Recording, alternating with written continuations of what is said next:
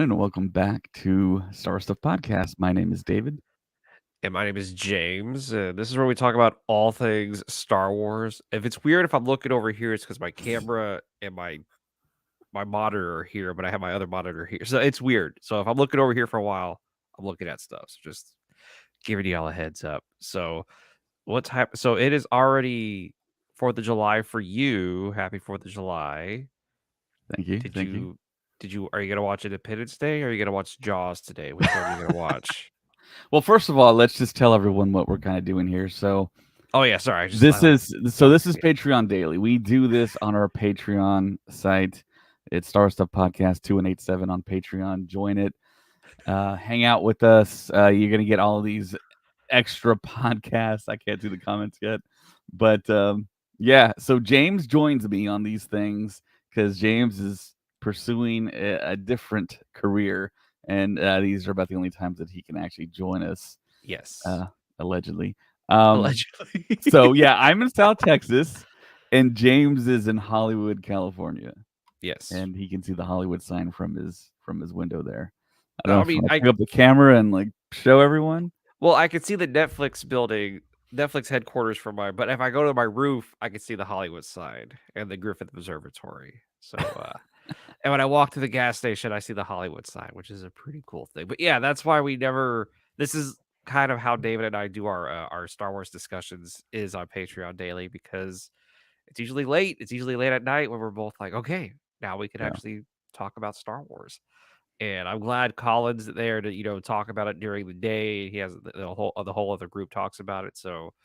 Um, so yeah, this is our David and James. Happy Empire Day, y'all. That's a that's a that's a I don't know how I feel about that. Noah Richard coming in hot on YouTube. Thank you, Noah, for all the contributions on YouTube and the views and the watches Yes, and the subscribes and the follows and all that stuff. So yeah, Noah's always on here nice. commenting, giving us his thoughts, his opinions. Also, Bender is on here. I think he's the only one watching us currently. James, does Hollywood look like the GTA map? Uh, a little bit. It was funny because my nephews are going to come and visit me. I know we're off topic, but my nephews are going to come and visit me, and I was describing how LAX works. And I said, "Okay, have you ever played GTA?" And they started laughing hysterically. And they were like, "Oh, is it?" I was like, "It's set up the same way as in the game." They're like, "Oh, okay." And so yeah, I sometimes I have to mention GTA for people to understand where I'm at and like what's happening. And yeah, so it's a little bit like it, but then of course they take a lot of liberties and yeah. Anyways, it's fun. Yeah, and since this is Patreon Daily, we definitely want to give a shout out to Yes. everyone that's on the top tier of our Patreon page. Hayden Hauser, Darth Ace One, Liam McCallion, Chris Simpson, Kevin Leininger, Devin McCaffrey, Drew Peters, Zach Netzel, Finver526, Maya Morris, Maka Tautala, as well as Adam Haber. It's late. And another person joined today. His name Ooh, is Brad Mackey. So thank nice. you so much for joining the Patreon, supporting us on our way to SpaceCon. That's the next big con for Yeah, the that's right. podcast. Yeah, So, it's getting pretty close. So we're gonna have two more announcements, right? Pretty much. So I'm they not quite say. sure. I'm really not quite sure, but I mean, it's gonna be awesome either way. I mean, we got Ewan, Hayden, Rosario, Natasha, Katie, Ming Na Wen, Giancarlo Esposito, Gina Carano. Um, who am I missing? Ray Uh, Park, Ahmed Best, Ahmed right? Best. Like I just I was gonna say the biggest one you haven't mentioned yet. Ahmed, so I actually Ahmed Best. perfect segue. I met Ahmed Best for the very first time. I saw him with my own eyes. I Oh shook his my hand. gosh. He So was, jealous. So jealous. yeah, he was pretty awesome. He was a really cool guy, big dude. To me, I was telling everyone he looks like he could play like cornerback in the NFL. He's like 6'3", like God. 220 pounds. He's like a big dude. I was like, wow, this dude is. I would like to see him and Sam Witwer in an MMA stuff. That's a weird want Because to have, I just met Sam Witwer at Superhero Comic Con in San Antonio. He was like a tree trunk, couldn't move the dude. He was like, "Come in for the picture," and I was like, "Okay," and I couldn't nudge him, you know? Nice. He had his arm over my shoulder, and I was like, yeah, he was, like, immovable. But, yeah, so Noah Richer on YouTube, he says, "Speaking of Patreon, how many tiers you folks happen to have? What are the differences between the tiers?" Uh-oh. You wanna talk to that? Well, we've rearranged the tiers, so, um, yeah, I can't Okay, so I'll break it down. break it down for us, please, because I know There we used to are have it one way, and then we kinda switched it up, so yeah. Right, right. So there is the blue, the green, the purple, the red, and the black tier. So with the blue kyber crystal tier that we have, patrons at this level will receive access to our private Discord server, which is not very active as far as us talking about Star Wars. It's usually the fans that talk about it. It's not that active, but you do support us with $3 a month. There's currently only one member because the latter tiers, more people are more excited to be a member of those. And the green tier is $5 a month. Patrons at this level will receive all of the content and perks from the blue Kyber Crystal tier, plus Patreon daily podcast, which is what we're doing right now. We're just doing a preview. Video, audio, ad free. That's the big thing. There's no ads whatsoever. You just download the Patreon app and you can download the podcast. And versions of our weekly episodes also ad free. That's the other big thing. If you listen to the podcast on any type of audio app, Apple Podcasts, Spotify, Podbean, Google Play, no ads whatsoever. You don't have to skip through any ads because that's usually what I do. I figure everyone else does. Um, and you also get input on future videos, and you will get access to behind the scenes stuff when we do it. So the purple kyber crystal tier, two people just joined that, so that's $10 a month, and I think that's where we have our the most members Yeah. on the higher support. Patrons at this level receive all of the content and perks of the blue and green, plus book review videos, audio, ad free, unboxing videos, which Colin's about to submit one for a very special headpiece that he just unboxed. Access to our mini merch, swag, stickers, magnets. We've had a bunch of those in the past. If you just simply request them and just verify your address, we'll send them to you. Access to past and future TV and film commentaries. We have a ton of those, lots of those. We did just about every film, I think, except for episode 1. We have like 2 parts for that. We got to kind of Yeah. stitch it together. Um, access to Our Stories podcast. That's usually when I interview someone. I think the last one I uploaded was the James Our Stories Was the podcast. James. Yeah, yeah. So yeah, I basically interview and I ask the biggest Star Wars, the most important Star Wars questions in an interview. Sometimes I mix it into just other random, like usually celebrity type interviews. Um, so you get that. Also, the personal shout outs. That's what I do when I shout out the top tier patrons. For sure. I mean, it starts with the $10 tier, the purple tier. So red, it's everything that I just talked about, plus access to our clothing, swag, merch. We'll sometimes do some t-shirt runs. You can request a t-shirt. I'll send those out to you. Sabak Talk video podcast.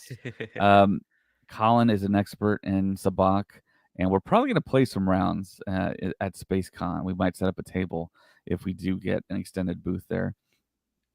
Watto's Workshop, we're actually still kind of working on that. We have some awesome cosplayers on the Yes. podcast, and I actually have a New Hope TIE pilot suit, and I kind of want to, once I get the time, kind of document it, detail it, and kind of show everyone how to go about doing the whole cosplay thing. From my point of view, I'm not a world class cosplayer by any means, but I do have a screen accurate A New Hope TIE pilot that I can kind of go over in detail.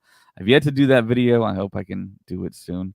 Um, and if you want to hang out with us, you can do hour-long hangouts. This is for the $25 a month red tier. All you have to do is simply request it. We've done a few. I want to say we've done about 3 or 4.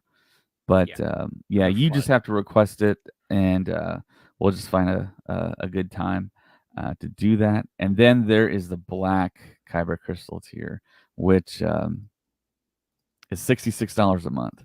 So with that, you get everything that we talked about, access to all current and future swag merch upon request.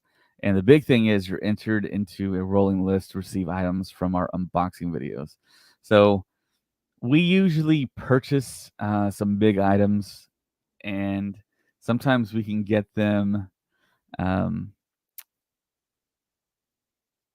I want to say I don't want to say too frequently at a better advantage. I want to say as opposed to someone that's not on the podcast, but it's some really cool stuff. I just sent out to one of our biggest supporter, our all time um, largest donation supporter, Maka. I sent him the Ezra lightsaber from Galaxy's Ooh. Edge. Also, we did a giveaway on Instagram, and we sent out the Kanan lightsaber from Galaxy's Edge. And we got a few more lightsabers to do a giveaway for. I think you've seen the Sam Witwer signing picture that I got on 2 Darth Maul lightsabers. We want to get Ray Park on the other 2, and then give those away eventually. So, yeah, it's cool stuff like that. And I'll ask you, hey, look, we were able to obtain this particular item. Would you like it, or do you want to just skip it and take the next item? And sometimes people want to skip, and sometimes people say, just send it to me. I just verify their address, and I send it to them as soon as possible. And we usually pay for shipping. So I don't think there's ever been a time where I didn't pay for shipping. So yeah, no matter where you live in the contiguous United States, I'll ship it to you. I've done, I think, Arizona, Washington, I want to say the Carolinas, I think Wisconsin. Um, I also done, I think, Vancouver as well. So Canada. So yeah, so those are all the incentives really. But you do get podcasts like this where me and James just kind of hang out and kind of just talk about Star Wars and what's on our mind and what's the fandom reacting to at the moment. So yeah, that's what we're about to do right now. So yeah, that's kind of the breakdown of our Patreon, and we hope to add more. We got a bunch of commentaries on there. Clone Wars is active right now. Bad Batch season 3, the entire commentary for every single episode is on there via Colin, Capstar, Christian, Hunter. I think some of their girlfriends as well that also cosplay. They're in Star Wars. Um, so yeah, look out for all that. And yeah, and when you support us, we get to buy swag for the podcast that we can give away essentially to our bigger contributors. And when we do conventions, I can buy stuff to give away and get people to subscribe to our YouTube and kind of find out about us. Because aside from that, I mean, it's just kind of word of mouth and just stumbling upon our podcast. And we hope to do some like really cool pins too for Japan, kind of like this. I met these guys, Punch It Chewy, and I talked to them and they said, "Hey, yeah, we can do pins for the podcast, so I might get them to make our Japan pins. So that would be cool." So yeah, I definitely want pins because I'm not the biggest pin collector, but I really like pins. So hopefully we can get that done. Bender says I got the 17.5-inch Boba Fett figure. I don't know why I got it off the marketplace, but I did.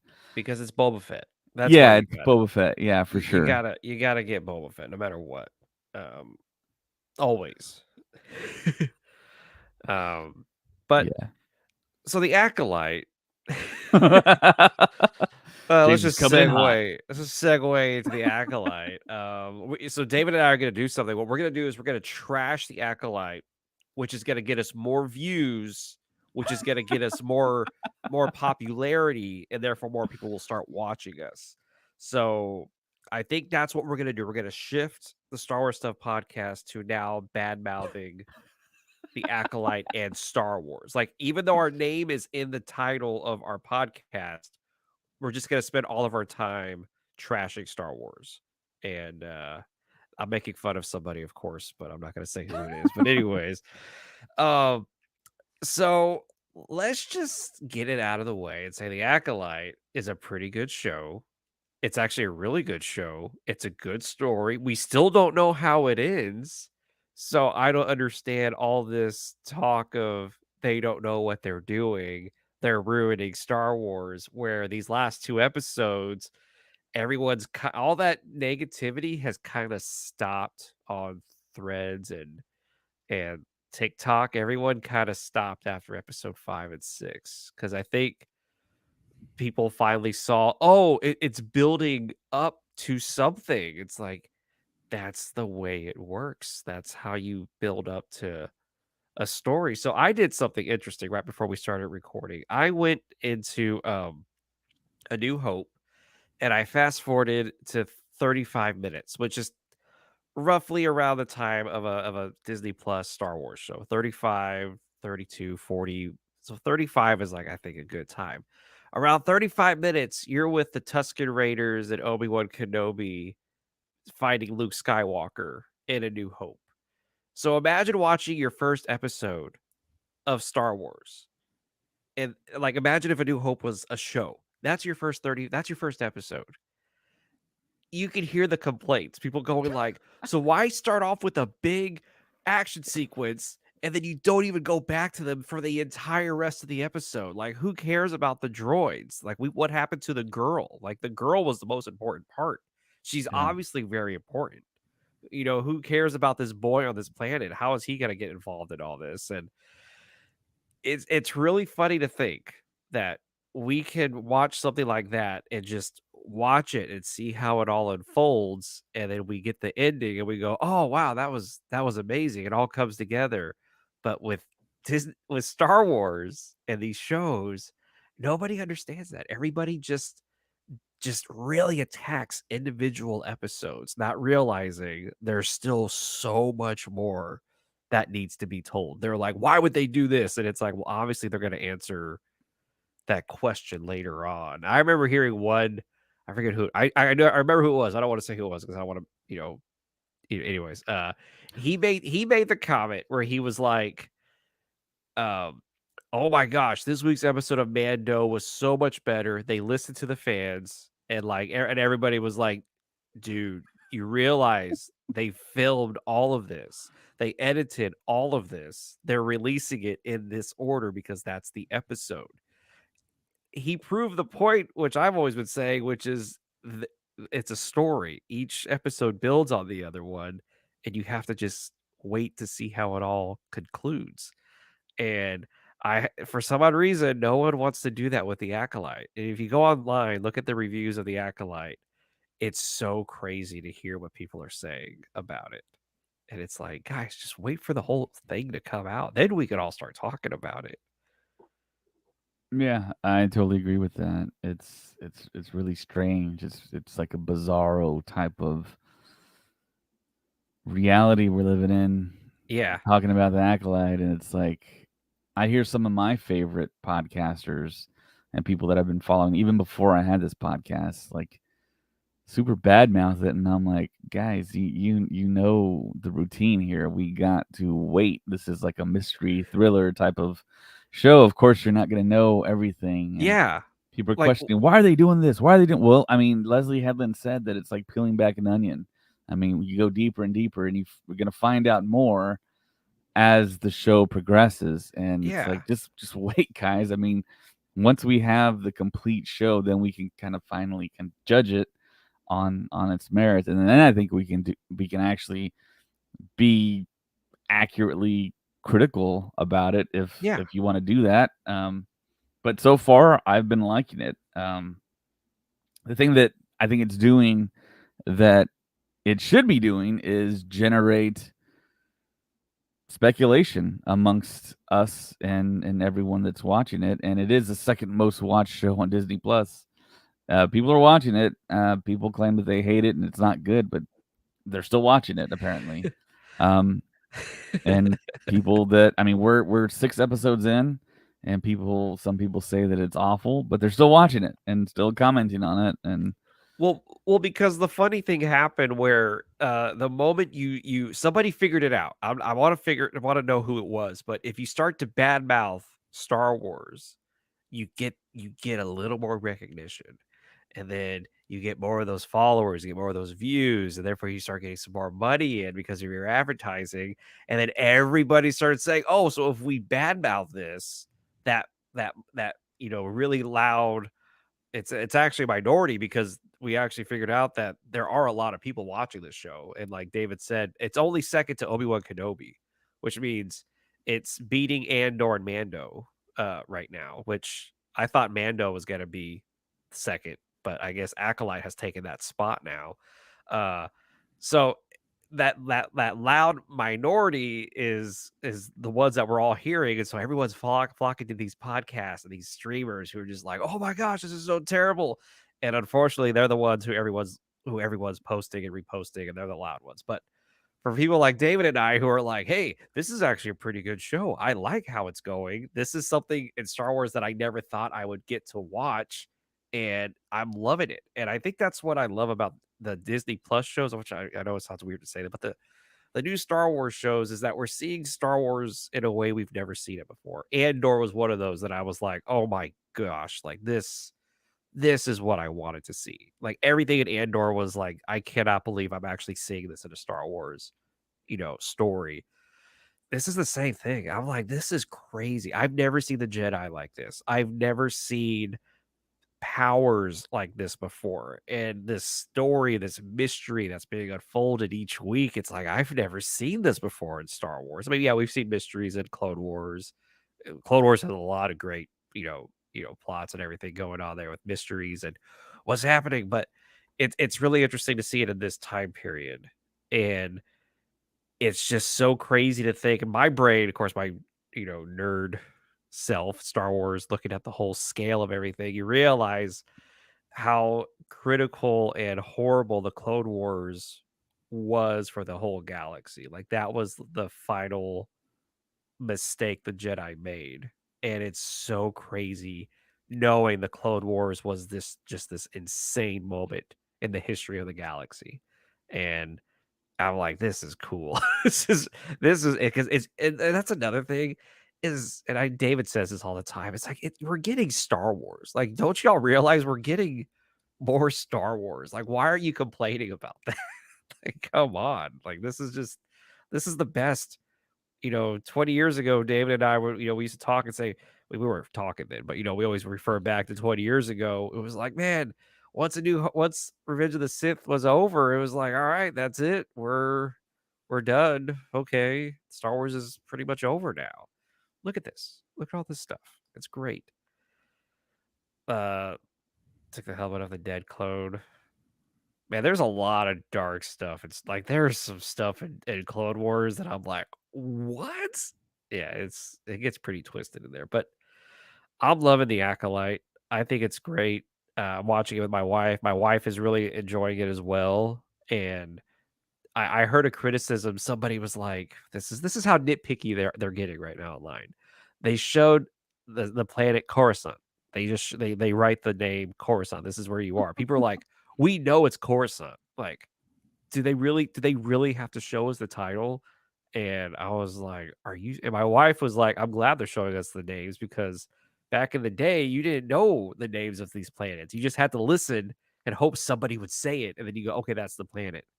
And there's even some planets in Star Wars where the name is actually in a whatchamacallit. It's like written somewhere in a book. It's not even mentioned in the movie or in the show. It's just written somewhere and you go, "Oh, that's the name of the planet. Okay, that's cool."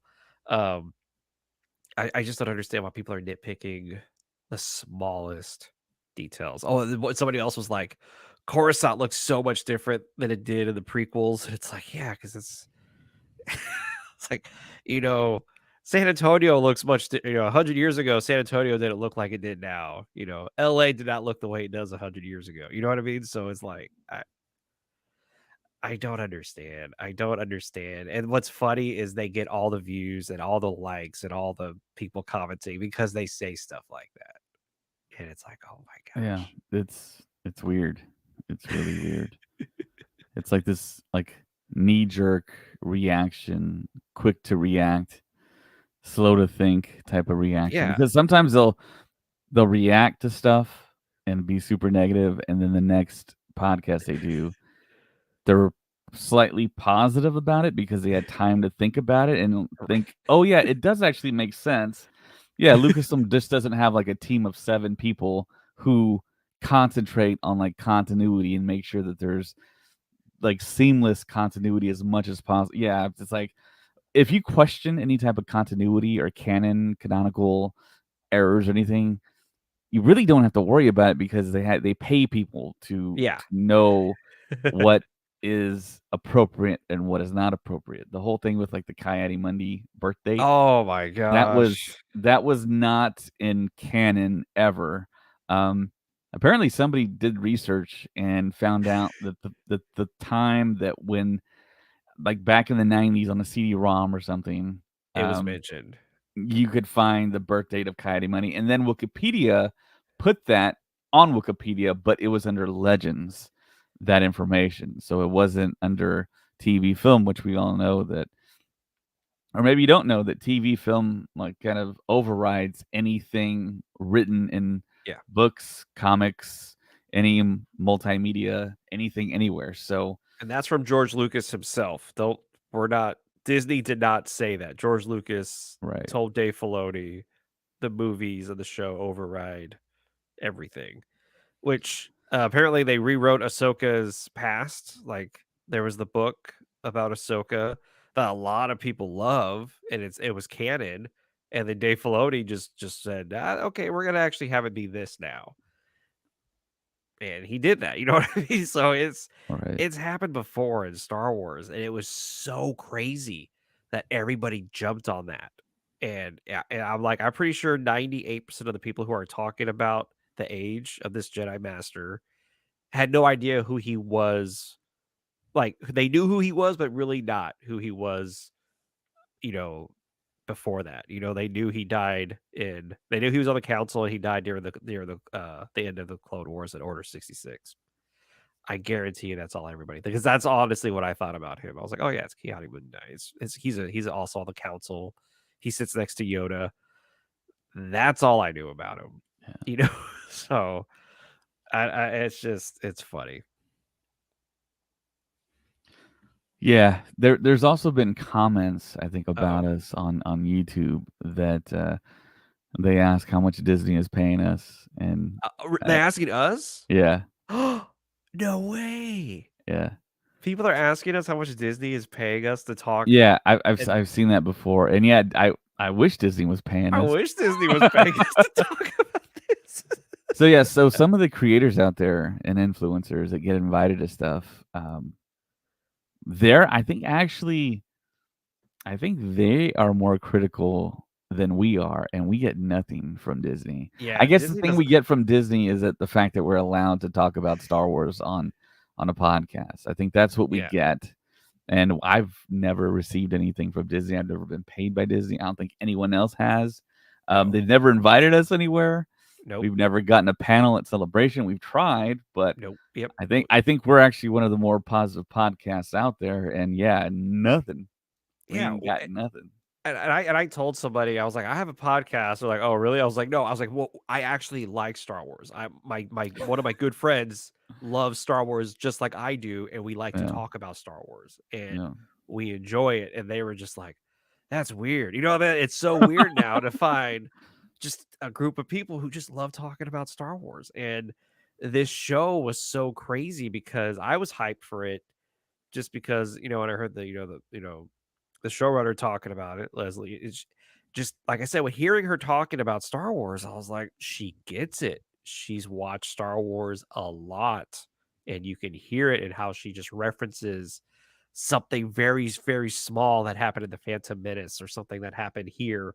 And I'm like, oh my gosh, okay. And I don't know. I mean, I know Abrams is a huge fan, Johnson's a huge fan, Dave Filoni's a huge fan.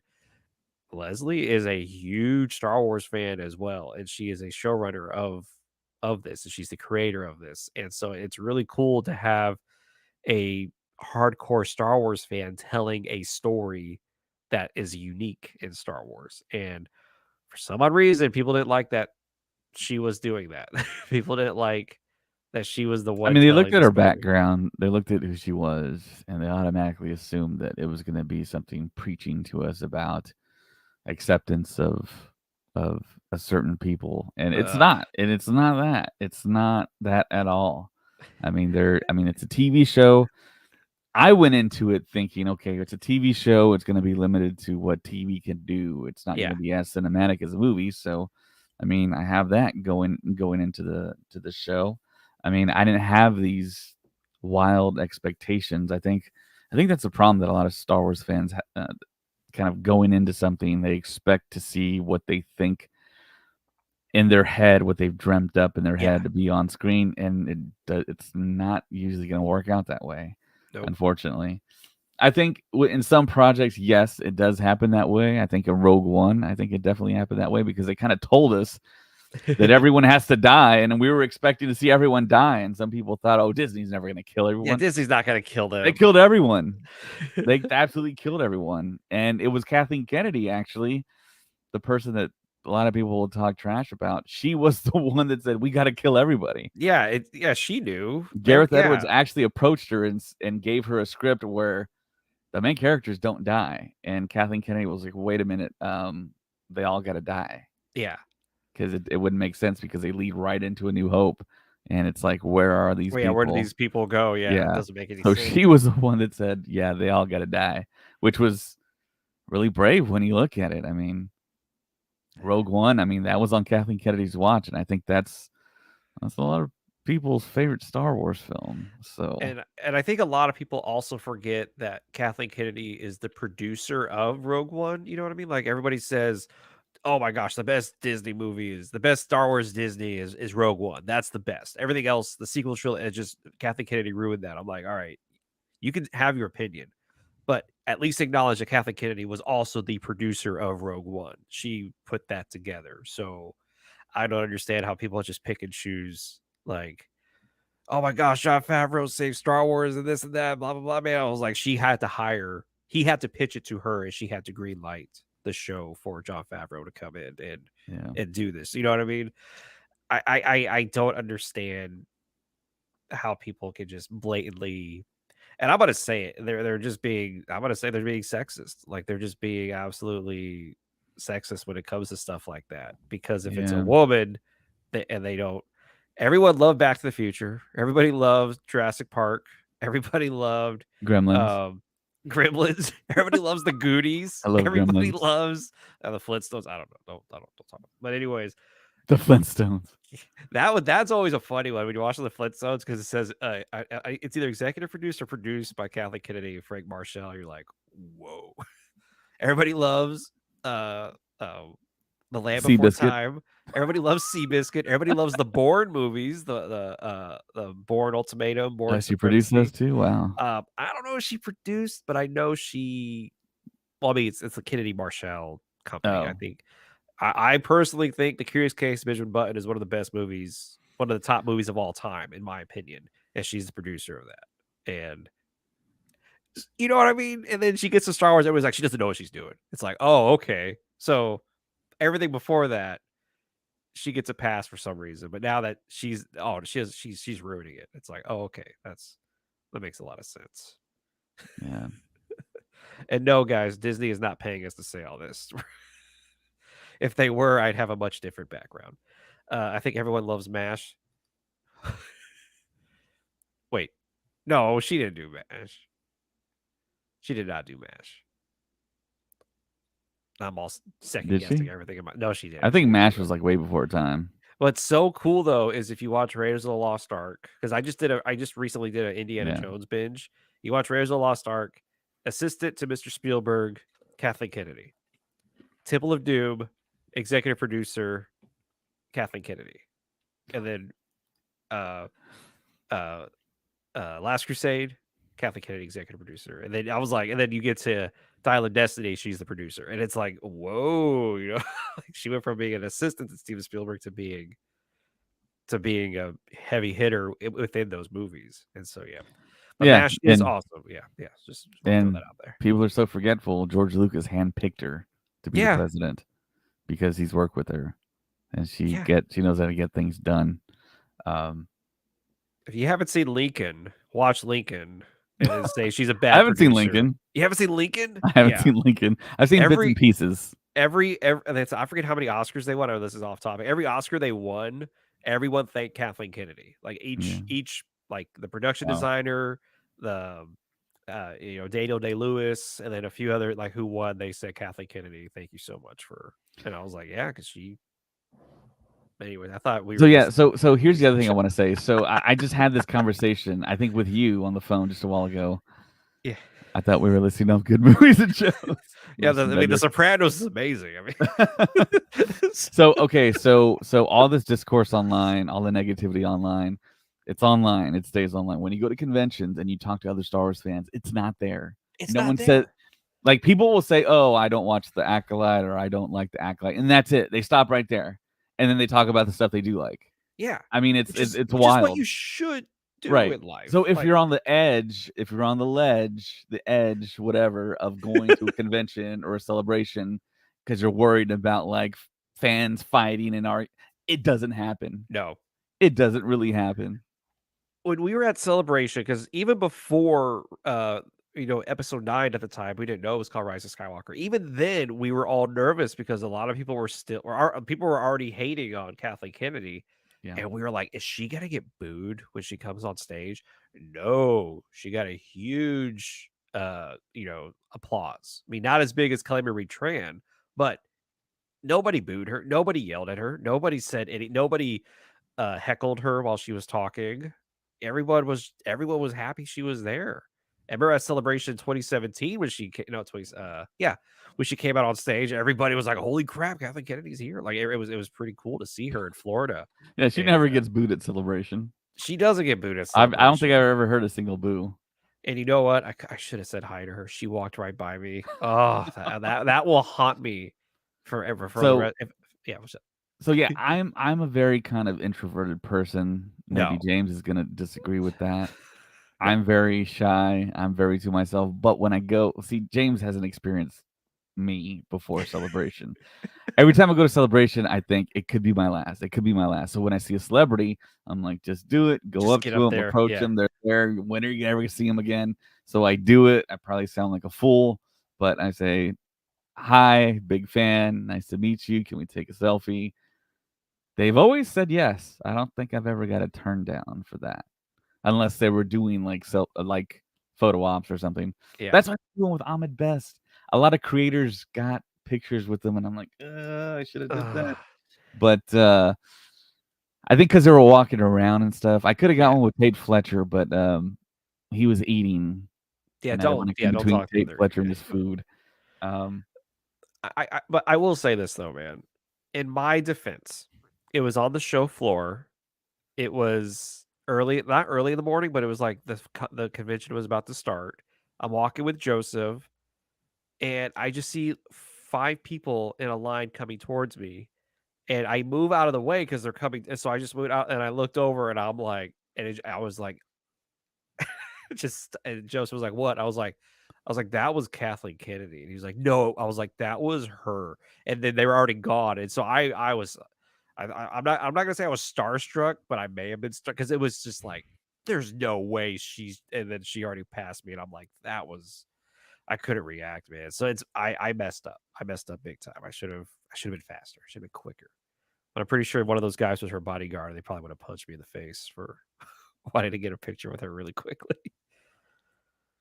I don't think so. If you would have just asked for a picture, she probably would have done it, man. Oh, You probably would have had it. I would have been like, I live here in Anaheim. Can I be your assistant or just your office PA, please? Please. And just like beg her for a job right there. And Oh man. but anyways, so yeah, what are we talking about? Star Wars? I'm just joking. No, but like but I don't understand this negativity. It feels like it's more popular. It's weird. it feels like it's more Yeah. popular to be negative about Star Wars now. It feels like that's the cool thing to do. When we were young, you couldn't talk about Star Wars because not everybody was into it. You didn't want to be a big nerd. That was, at least that was me growing up. I didn't know a lot of Star Wars fans. And then around, 2014, 2015, that Force Awakens push, it was cool. It was cool to be a Star Wars fan again. And it was like, oh man, for me, I'm just like, finally everyone is jumping on this train of Star Wars that I've been on my whole life. And then I don't know what it was. Somehow it just shifted to where, okay, we Yeah. just badmouth it, and that's more popular than actually liking it. And Yeah. I don't So think I that's remember back all the way in the 1900s, 1997, I was dating a girl and I was at her house with her parents, and her parents asked me, "So David, what do you like? What are you into outside of what we know that you're into?" I was like, "Well, I'm a really big Star Wars fan." And they just laughed, and I was like, "Oh man, I said the wrong thing, I guess. I guess they think I'm a big nerd or something." And then they started talking about Star Wars with me. So I was like, "Okay, so why did you laugh? I mean, you're Star Wars fans too. What are y'all talking about?" So where I grew up in South Texas, I never met a family that weren't Star Wars fans per se, because they all own the movies.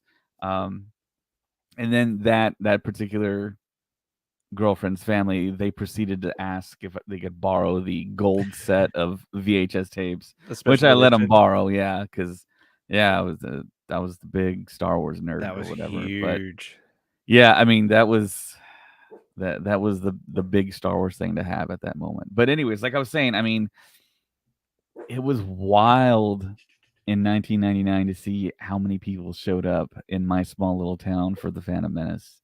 I mean, you saw grandmas, grandpas, maybe great Yeah. grandparents, little kids, every generation, every gender, every race.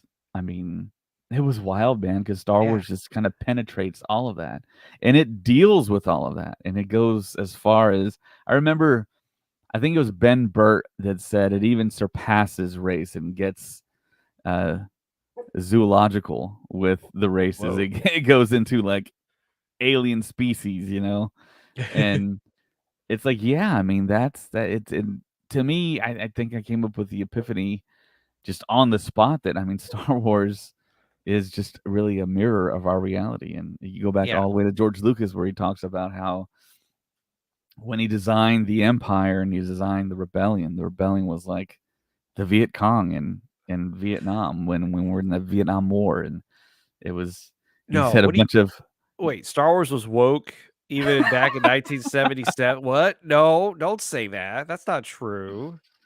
yeah, I mean, yeah, and I mean that word woke. I mean that's It's just terrible. It's so to stupid. me, it's just kind of telling me that you have like under the covers racism, sexism, Yeah, yeah, you're just homophobia. like, I "Oh, mean I don't that's all wanna." that is. Because when I was growing up, I was like, oh my gosh, wouldn't it be cool to have maybe like a cast of like I don't know, like a lead, a woman to be a lead, Yeah, instead of like Han Solo and Luke. Maybe it's like two female Jedi, yeah, and it's kind of like what we're getting now in 2024, and it's like something that I've been hoping to see. And then of course we got Rey leading the sequel trilogy. I thought that was really cool. Daisy Ridley's coming back, um, and to see the popularity of Star Wars with females like just kind of explode. I met two little girls, sharp, intelligent, very sophisticated little girls that felt like I was talking with adults when they approached our booth at Rebel Scum Con. And yeah, they knew their stuff, and they tested me, and we went back and forth talking about Star Wars and who they were dressed up as and what, what their favorite like Jedi stance was. And ugh. I was like, good gosh, good I job, mom. for for Their for mom for was there, and she was just like off to the side. She's probably thinking I have no just idea what they're talking about right now. that's Um, adorable. yeah, what form they were in, and Like, oh my gosh, It's like they know more all about right, that. you're I don't kind even of know anything surpassing about. my knowledge now. Yeah, I've heard people go into forums and all that. And I'm like, I have no idea Yeah. what you're talking about, but I'm glad you know what that. You know what I mean? Because I have no idea. I've heard people go talk about engines, engine Mm, sizes, and the Tie Fighters, and I'm like, whoa, dude, that is like that's something I can't even begin to fathom. I yeah. remember it was my niece. It was Hero Day at her school. It was like her homecoming, Yeah. and they sent us a picture. She was dressed as Ray, and I was like, that's incredible. Like it made me almost tear up to see her because they did her hair in the three buds, and she had a staff. And I was like, that's just the best, for her, the hero, like it was Ray. And then shame on you for people for being like, oh, she's not a true Jedi. She shouldn't be a part of Star Wars. I'm like, dude, don't you're just because you don't like it doesn't mean other people can't come to enjoy it. And they called her Mary Sue. It's like, well, what was Luke? Luke didn't Yeah, what have was Luke? Luke very was much training. He was doing Force stuff and like fine tuning it. It's just he Ray puts. because I was already like leveled up. So I mean, I mean, I and I just give don't that understand. analogy. It's like when it's like in sports when you're a little kid, you play basketball. Some kids are like just way better than you, and it's like, wow, how is that even possible? I mean, Ray That is was my kind of like that example. that was my whole life. Just letting you know, like going just everybody was always so much better. But then when it Yeah, came to Star Wars, I could talk to you about Star Wars no matter yeah. what. But throwing a football, no, I couldn't do that. But um, oh, what was I gonna say? I forgot. Oh man, I had it. I had something really cool. But Bender just said, I don't think I've heard a single good thing about Acolyte except this podcast. And thank you. Yeah, that's incredible, man. That's amazing. That makes me happy, but also makes me sad Yeah. that no one is just. I'm not gonna say we're brave. We just like Star Wars. You know I what I mean, mean? Like we're we just just like giving to our talk about it. honest, genuine opinion. Yeah, I mean, I don't have to. I'm not like I said. I'm not getting paid. I don't have to say anything, do anything.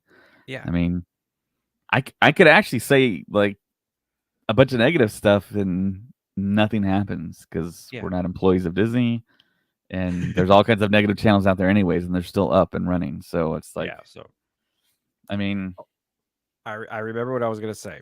So okay, I was on set with somebody a couple of weeks ago, and she had just watched. She said she had seen the original, the prequels. She's about my age. She'd seen the prequels, that she never watched anything else, and then she binge watched all the movies, all 9 movies, hmm and Rogue One and Solo and everything. And hearing her talk about uh the Last Jedi and the Rise of Skywalker, which some consider the most controversial of them of the 9 movies. She was just like, man, when I found out that Rey was Palpatine's granddaughter, she goes, I screamed. She goes, I had no idea that was gonna happen. And it made so much sense and everything. And I'm just listening to her going, wow. Like for her, all 9 movies from the Phantom Menace to the Rise of Skywalker, she said that story flowed perfectly. And for me, I was like, that's incredible. I haven't heard anybody actually say that it all flows together. And I think for us, Star Wars crazy people like David and myself who look into the background, who look into the making of it, who look into the behind the scenes stuff, we know why certain things. I mean, we're not, you know, insiders. We just kind of go, "Oh, this is why they did this instead of they did this." yeah, like Princess Leia naming Ben Solo after Ben Quadraneros. Yeah, exactly. See, that made more. I'm just joking. I love that joke, but yeah. So we know behind the scenes stuff, and so whenever something happens, we're just like, "Oh man, okay, that's why they did that." For her, who never got into any of that stuff, who just watched the movies, she said it all made sense. And she said, I love the way it ended. I love the way that this girl from the distant planet who nobody knew about was hidden, and then she just comes out and says, now I am the main character, and I wasn't even involved with the main plot at the beginning, but now I am now the main focus, and now we're going to follow me on my next journey of this story. And I was like, that's crazy. I have a very controversial opinion, but you know what, Bender, I'm going to just say that's not that controversial because I happen to really like The Last Jedi. If you tell Colin that, Colin will be really, really mad and will yell at me. Uh, but The Last Jedi is my second favorite of the entire saga. Third favorite actually moved up. There was a movie I always liked, but didn't really like. But after watching it again, Revenge of the Sith is my third favorite Star Wars movie. That movie is solid and entertaining and very, very sad. I did a weekend where I watched all the prequels, and as an adult, just really watching it, and it was just like I was just really sad when it was all over. And but anyways, yeah, no Bender. And if you have a controversial opinion, you could say it. It doesn't matter. You know what I mean? But we're not gonna criticize you for liking something, like that. Which brings me to my next topic. I don't like Fast and the Furious. I saw the first two Fast and the Furious movies, and guess what I did? I stopped watching Fast and the Furious. I have never seen a single Fast and Furious movie past Too Fast, Too Furious.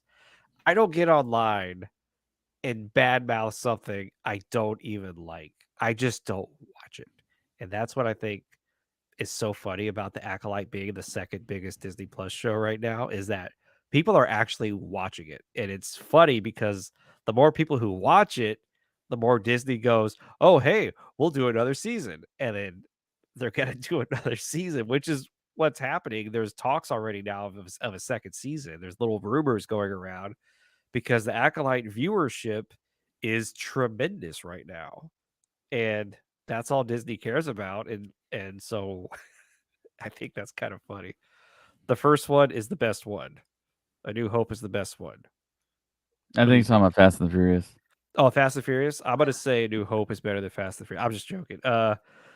Yeah, I liked Fast and Furious. Like when it first came out, I was like junior high. And I was like, yeah, this is so cool, man. The car, So they got NOS, and we thought that was the coolest thing growing up. And yeah, Back in the 1900s. Yeah. back in the 1900s. But when I say all that to say, I don't watch it and I don't badmouth it because I don't watch it. And I just wish some people would just say, "Oh, I don't like this. I'm just not going to watch it," and they just stop, and that's it.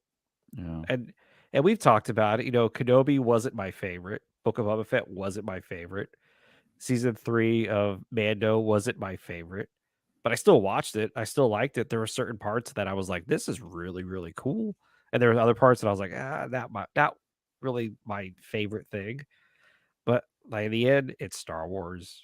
It's cool. It's fun. It's more of the story, and because of that story, they can now tell a different story somewhere else, and it's great.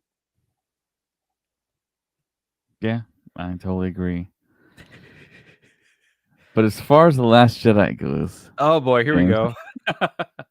that's Are not you my serious? favorite. That's not my favorite Oh yeah, I know. film. It would have to be all the original trilogy in whatever order you want to put them. Usually 6, 7, 8. 4, 6, they're kind of interchangeable, really. Then 5, which makes me kind of weird because usually people of my age they always pick The Empire Strikes Back. But like I always say, I always watch The Empire Strikes Back to Just to get get to Return of the to yeah. Return of the Jedi and to have that continuity there. And I had all the time in the world because I was a little kid. I didn't go to school, or maybe I went to preschool, maybe I went to kindergarten, but I came back home at a decent time, 3 o'clock.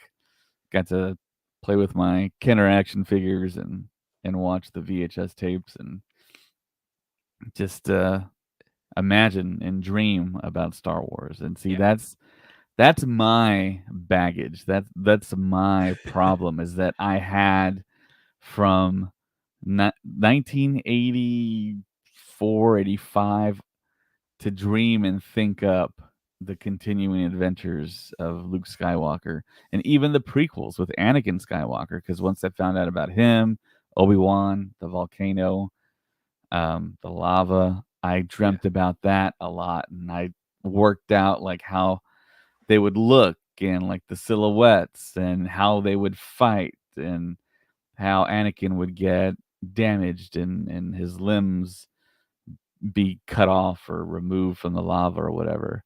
Um, and then when I saw Revenge of the Sith, I had all that baggage, and it was like it didn't live up to my mind's eye and what I imagined. So Revenge of the Sith isn't really one of my favorite episodes because I had all that time from the 80s to Makes sense. 2005 to kind of think it all up on my own, and it's never going to live up No, to what you've imagined. So that's my thing. But I oh, sorry. still love Star Wars though. I love the just the everything about it really. I mean, the cool factor, the lightsabers, the ships, the characters. I mean, starting it off with Han Solo, Luke Skywalker, Princess Leia, when you really kind of look into it and look at like their acting and how they gave their dialogue, how the dialogue was it felt like improv, you know? And Yeah, I think we need to get another Star Wars film that's kind of like that. And Favreau was kind of like the person that um has done that in the past and has been very successful doing kind of like an improvisational film. Iron Man was that. Iron Man was all Apparently, they improv. had no script for Iron Man. They just let Robert Downey Jr. go. But of course, RDJ is super talented that way, and What he's was like, it? Jeff Bridges said like he would just be on set with the crew playing cards, and they're like, "What are we doing? Like, we're waiting for RDJ and John Favreau to write today's script." That's and they would just chill, and then they would come out and be like, "All right, here's what we're doing." And they're like, "Okay, cool." Um, so yeah, that would have been interesting to see Mando that way. I don't know, but when it comes to Star Wars, there's a certain I don't say rule, but there's a certain like standard that you have to kind of follow to make it a Star Wars movie. And of course, the rumor and the theory goes that Lord Miller for Solo were not doing that. They were doing something else that wasn't they're quite in making a line with Star comedy. Wars. They were making a comedy, and honestly, I'm glad they did it.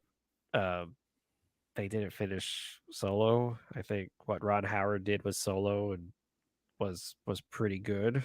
And I like Solo, and I see Solo gets a lot more is getting a lot more recognition as time is going by. People are going, "Hey, that was actually a pretty fun movie." And I was like, "Yeah, that was a really fun movie."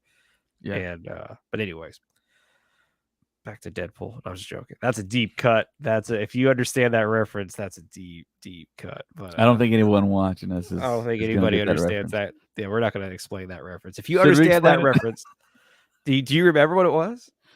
So we had another podcast called South Texas Cinephiles, and we talked about movies in general. Just And movies. yeah, so just like other movies out there aside from Star Wars, we would Yeah. talk a little bit of Star Wars. But I think someone like went on some type of like Tangent. rant or something, like Yeah. yeah, like severe tangent, and we just like sat there and listened to them. Who was it that was talking? I think it was Joe or Jamie. It had to be one of them. Yeah, And then I said, "All right, back to Deadpool," because that's what we were originally talking about was yeah, Deadpool. Then I said, "Okay, back to Deadpool." Then we all started laughing, and then it was funny. And then the next week's episode, anytime we went off topic, we'd always say, "Okay, back to Deadpool." We could just go right back there. Hey guys, why does it seem like the biggest Star Wars creators um, hate Star Wars now? Are we talking about podcasters and yeah. I think that's what TikTokers? he's. Well, I Uh, mean, who knows? I Maybe he's mean, talking about the showrunners. yeah, if we talk about the showrunners, man, we're gonna have a I don't know. I know they all really like Star, but if you're talking about like social influencers, quote unquote, I think they just found out it's more popular to not like Star Wars, and you get the views and you get the clicks and then you get the money and then you get more exposure. And I think somebody figured it out that everyone else just started jumping on that train, Hmm. and that's it. And we joked, yeah, the social, yeah, I, it, somehow it became popular not to like Star Yeah, Wars. I mean, like hate and negativity gets more clicks, and more clicks you get more ad revenue, so you make more And money essentially. And then the more followers you get, I mean, you're just a lot of people. I guess most people are into like getting having the most followers and likes and listens and stuff. We want to have that stuff too, but I mean, we want to be genuine about it. I mean, yeah, it's. I mean, I just can't. I mean, in good conscience, I just can't just come in a podcast and just start lying yeah, straight no, up. I mean, I might. I mean, I'm an adult. I have adult children, so it's. Bender, we did not say that, Bender. You said that, not us. Yeah, Uh, so we met that guy kind of in I Chicago. met him before he just be like I said. Okay, we can't do that. We can't talk about this. You know what I mean? Like I don't think we should mention Yeah, we this. can. Okay, We get so more likes. I met this person he before they shifted their whole view on what Star Wars was. Once I forget what it was. I forget what event happened. Mhm. He badmouthed something, and then people were like, "Yeah, you're so right." And then he was like, "Oh, okay." And then he kept doing it, and now that's all he does. He just criticizes to the point where a lot of it doesn't make sense. Where what was that? He's at screws. They have Bricks screws and in space. screws. They have bricks in space now, like bricks, really. And you're Yeah. like you really got to criticize bricks right now. Like the sound effect of R2D2 falling in A New Hope is a trash can. You know what I mean? Like Yeah. you everyone's okay with that, Yeah, but and the you're Wookiee wears no pants. the book. So Yeah, why are you concerned about? there's a dog flying a spaceship.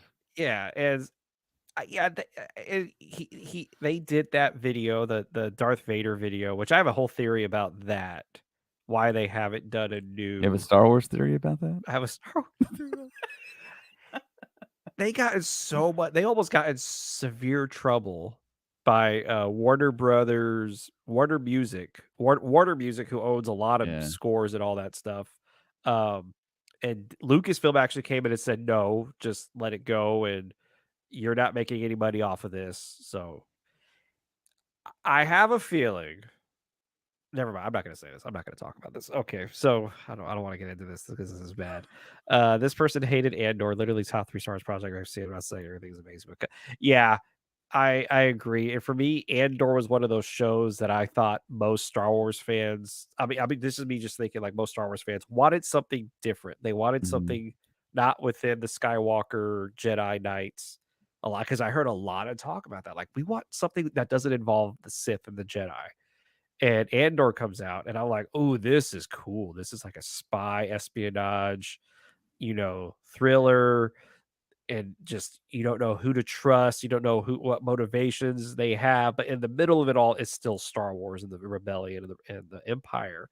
I loved it. I thought it was cool. Some of the best monologues I've ever heard in my life came from Andor, and to hear people just start bad mouthing that, I was like, I don't. I think that was the point where I said, I don't know what these Star Wars fans want. I have no idea what people want. And that was when I came to the conclusion these Star Wars fans, these social media influencers will complain literally about anything, no matter what I Disney don't think does. I don't think we're saying that correctly. It's not the influencers because usually the influencers are like pro Okay, so we'll Star Wars. say It's more like what's the the word we're the looking for? negative podcasters out Those there yeah, or okay, YouTube channel people. we'll say those people. I Yeah. honestly think no matter what Star Wars does, they're gonna complain about it. Somebody told me, goes, "There's just too much now. There's just too much." And I said, "You're complaining." And I said, "Okay, no offense. You're complaining there's too much Star Wars right now." He goes, "Yeah." I was like, what if Star Wars hadn't done anything past The Rise of Skywalker?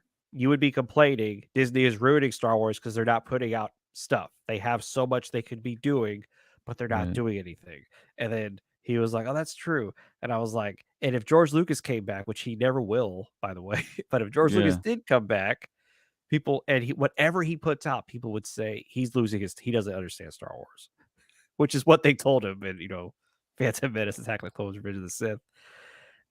I honestly like even if they cast Keanu Reeves as Darth Raven, like everyone wants, they would just say, "Oh, that's just fan casting." Like that, they literally just want to make the fans happy. There is something they will always complain about, and So so yeah, so James and I are old enough to remember the backlash of the prequels, and it oh yeah, was kind of like this, but of course the internet was in its infancy, but it was like this then, and now look at the prequels now, how they're so beloved and revered. It's it's it's very like deja vu Yeah, esque here, and it's like, is it going to come around again? it's And no, it then will. in like 10 years, 15 years, oh, the sequel trilogy was just so great, everyone loved it, and oh my gosh, Ray was so great in the Rise of Skywalker the way it ended. I mean, I can already hear it, and it's Yeah, like, I can I can hear it too. I It's so crazy that I think people think the forget. Acolyte's going to be like that. Oh no, it will be. I I think know I people. think I people are think gonna look back on it and be like, "Yeah, that was maybe the second or third greatest Star Wars TV show of all time." And it's like, really? I mean, all these people were like up against it. It was like, and I'm gonna say it was our podcast that talked about it genuinely, yeah. and they're gonna say, "No, you didn't. You badmouthed it. You didn't like the Acolyte. You gave it poor No, reviews." I think we'll all of receive our it. like grades on each episode are like 8 and above. Yeah, So and you go out to like IGN. IGN gave one episode like a 4 or something. It was like absurd, and I was like, yeah. it's like you're just kind of on the bandwagon of negativity for it. Which So, yeah, it's coming. yeah, I have. Yeah, I think a lot of people just forget that George Lucas was literally bullied out of his own company, Yeah, and they hated him for what he did for the sequels. I mean, for the prequels. And then he's like, "Okay, sorry." And then he does the Clone Wars, and people hated him for the cartoon yeah. because a lot of people People were hated the like, Clone Wars too. "This is It's not like, Star Wars. Why does Anakin look like that? Why do the planets? What's up with this animation? This animation sucks. Ahsoka yeah, sucks. Like this is so stupid." And he's over here just like, I want to do a fun show that connects episode 2 and 3. And I want to also have lessons for kids because that was like his huge thing was he loved educate like educational entertainment or whatever that's called. I know there's a name for that. I just completely botched that. But educational entertainment, what is that? What is that? What's it called? like PBS. Yeah, something like that, because that's what the Young Adventures of Indiana Jones was. Because there was like history lessons that he put in there, like actual Okay. events, and that's what he was doing. And he was trying to teach kids lessons with Star Wars, and everybody was like, "Oh, this sucks. The Clone Wars are stupid. This is not Star Wars." And then he's like, "Okay." Then he's like, "Oh, I love the story of the Tuskegee Airmen in World War II, so Bill I'm gonna." Nye. What was that? Bender says on YouTube, Bill Build. Nye. Yeah.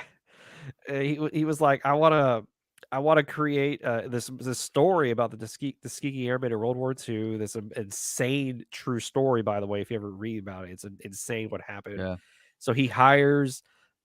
He's like, I'm going to put all the money down for this movie, and he hires an African American director, African American writer, African American producers, and he says, make this movie. He makes the movie. Sorry if I'm lagging over here. They make the movie, and then all they say is he's exploiting black people and he's very racist for what he did for this movie. And I think he made it with his own dime. He no, didn't yeah, borrow he any made all money yeah, for anyone. he made that with his own money. I think Rick I, McCollum helped him as well. yeah, And by the way, George Lucas married a black woman. All right. Um, he was around during in Chicago when Barack Obama was getting his start as the presidential candidate. He poured money into that candidacy to get Barack Obama started because his wife was friends with Barack Obama. He gets called a racist for what he did for Red Tails. That was when he said, "I'm done. There's nothing. I don't know what will make anybody happy anymore." And it was like y'all bullied him out of all of this, and now y'all are like, "Oh, George Lucas was the best, man. We need George Lucas back. He knew Star Wars better than it." It's like you guys should have it's said weird how all that this. works. We should have said all that 10, 15 years ago because he probably would. Because there was rumors he was saying I would want to maybe start a new trilogy. I don't think he wanted to direct it, but I think he was like, I think I can maybe start getting the 7, 8, and 9 going again. And yeah, so it's really interesting that people are looking back at the prequels. Some people think Clone Wars is the greatest piece of Star Wars that's ever Yeah, been released, that's very and it's like, interesting. where was all that? You know, when George Lucas needed to hear that. Same with Hayden Christensen. When Hayden Christensen all these years is like, it's pretty great to hear it now, but at the time it was kind of disheartening to hear that negativity. Yeah, I think when Hayden Christensen was younger and got cast as Anakin Skywalker, he probably felt like he was going to be like the next, embraced like the next Mark Hamill, Harrison Ford Yeah, type, he was. Yeah, and he wasn't. And I think that really kind of threw him in a kind of maybe mild kind of depression, in a sense. And he walked away from Star Wars and he did other film projects, and he was good. I mean, he was coming off of I think an Emmy nomination yeah. for He or had a. yeah. Was it a Did he have a golden? win? No, I know he got a lot of recognition for what was it, Life as a House? No, there was another movie he did where he was. I know he was like working like in a newsroom or something. Oh, But Shattered Glass. I don't think it was Shadow. It was the other one. But I really love Life as a House. I rented that movie, and because I knew he was gonna be Anakin Skywalker, I wanted to check out his acting chops, and he was really good. I love like that whole interaction between him and Kevin Kline. I haven't seen that movie in a long time, but I really did like it. It was called Shattered Glass, just letting It was? you know. Yeah. That was Tom Cruise and Paula Wagner produced movie. No, let me check. I'm looking at it right now. It was between episode 2 and episode 3. He did Shattered Glass, and if I'm not mistaken, Rosario Dawson was in this movie. Yeah, Rosario Dawson was in this Well, movie. no, I know he did a movie called Shattered Glass, but it was that's not Oh, the you're talking about movie. what he was nominated for and stuff, or if he got like Yeah, yeah, recognition. Oh, yeah. I'm sorry. I'm sorry. I'm Yeah, sorry. I'm going to IMDb right now to look. Um, He hasn't been. Oh, I thought he got recognition for that Life as a House. I guess. let me see. He did Oh, there it Awake, is.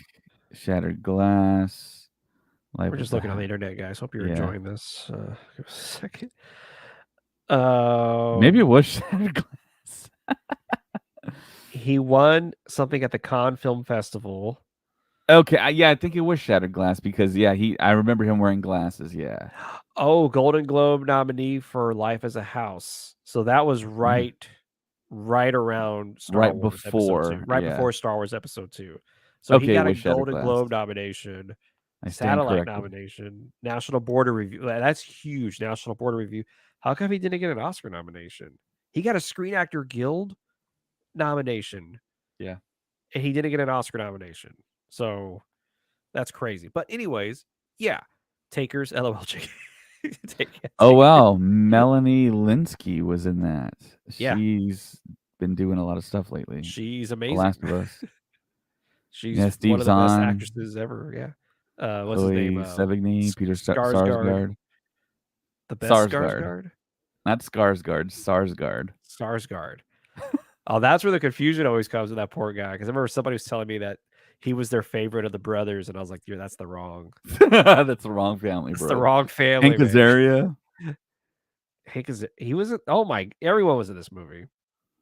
I wouldn't say But everyone, but anyways, so yeah, even Hayden Christensen was like, I would have loved to have heard this, when these movies came out. yeah. And when he came on stage in London, I think he was like about to cry because of all the applause. Was it London or in Anaheim? I remember there was one of those where he came out on stage and he looked like he was about to cry Yeah, London, he did get teary-eyed, but because I it was mean, yeah, I insane. mean, yeah, it was.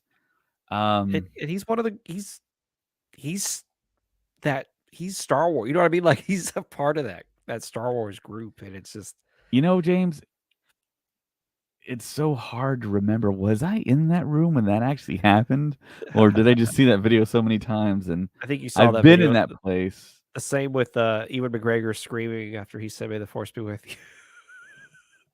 May the force Oh, be I with was you. there for that one. I was there for that one. I remember Why that did he one scream? Why did he yell? It doesn't make any sense. because he was excited. James, Oh, you know what's Star funny? Wars gets the people going. It's the people. So, the actor who plays Yord, he made a mistake. Charlie In one of Barnett. the interviews, he Oh, we haven't said even talked about this yet. So Anakin go ahead. Skywalker blew up the Death Star and killed millions of people, and everybody was Right, like, right, right. and then he said it again in the same interview. There is an interview with Ewan McGregor. He picks up a lightsaber, and I forget whose lightsaber it was. And he was like, "Oh, this is the one I used." And he said it like, oh no, this was the one I used in episode 3, and it was not the lightsaber he used, like not even close. And it's really funny because nobody got mad at him for getting that wrong. But Yeah. So oh, then this is my interpretation of what Charlie Barnett, the Yord actor, oh, said okay. when he said, yeah, because he started talking to the interviewer. This was a junket interview. He started going off about talking about Anakin. He's like, yeah, Anakin killed all those people in the Death Star. My brain automatically when I heard that figured that he meant with the Death Star. Anakin killed the people with the Death Star. That's what my brain automatically auto-corrected Oh, to. So I didn't have an issue with it at first because, of course, yeah, we all know that Anakin didn't blow up a Death Star. But I think that they told him afterwards, and he's like, "I'm gonna do it again. I'm gonna do it again. I don't care. I'm gonna do it again." And I are think he you did it again on. serious? I'm. That's what I'm assuming. Oh, So Anthony Daniels has done the same thing too. He will do this thing where he'll go on an interview and say C-3PO's name incorrectly. He'll say CP3O, and then he wants to see if he can get the interviewer to say it the same way. And he's that's done that before in the hilarious. past. And it's kind. I mean, they play games because they're in these junkets for like 16 hours Yeah, in they one are day, sitting in those seats for answering just about the same question over and over, and it gets grueling for these people, you know. So if you ever want to see a great representation of a junket, watch America's Sweethearts with was it John Cusack and Catherine Zeta-Jones. And by like the last, he's just making up stories like that don't even make any sense. He's just like, well, the other day, and he just starts talking about something completely different because it's like, I'm yeah, tired. I just want to go home. Another thing, Leslie Headland jokingly, the interviewer said, people are thinking the Acolyte's going to be the gayest show ever. And yeah, she said, yes, it will be.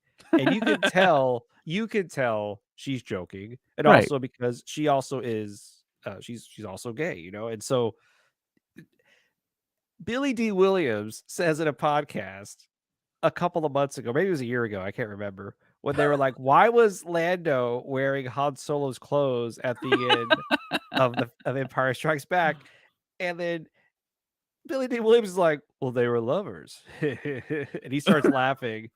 Everybody was like, "Oh, that's funny. That's hilarious." Nobody got mad at Billy D. Williams for saying that. And what's funny is Billy D. Williams has said that multiple times about Lando and Han Solo. Like they had a past together, and yeah, nobody gets mad at him for making that statement. But if you're now in quote unquote Disney Star Wars, and you're a creator, and you say something like that, everyone's gonna get mad at you, and it's like I don't get it.